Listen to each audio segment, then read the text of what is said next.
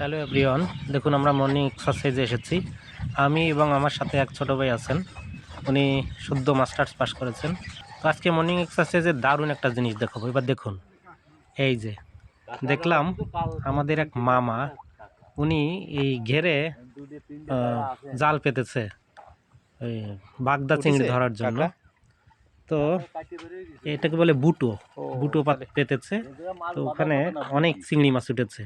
আজকে আমরা দেখব কিভাবে মাছ উঠানো হয় এই বুটো জাল দিয়ে।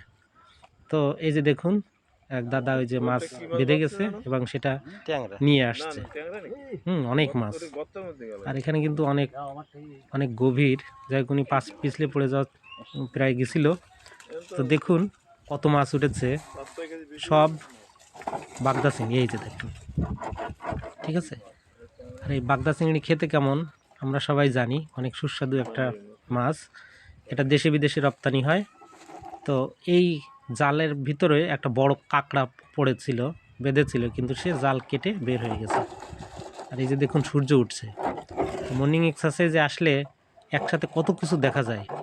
এই যে দেখেন ন্যাচারাল যে সিনারি, যে সৌন্দর্য, সেটা তো দেখতে পাচ্ছি। এই যে ন্যাচারাল কীভাবে মাছ ধরছে এটা আমরা দেখতে পাচ্ছি।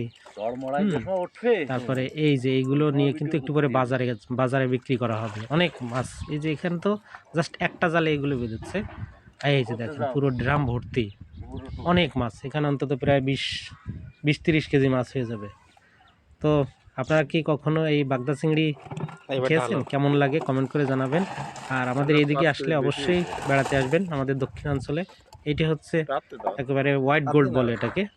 তো আপনারা বেড়াতে আসবেন, আপনাদের অবশ্যই চিংড়ি মাছ, এই চিংড়ি মাছের মালাইকারি খাওয়াবো, বা যত পদের যত আইটেম হয় অবশ্যই খাওয়াবো। সবাই ভালো থাকবেন, সুস্থ থাকবেন, শুভ সকাল।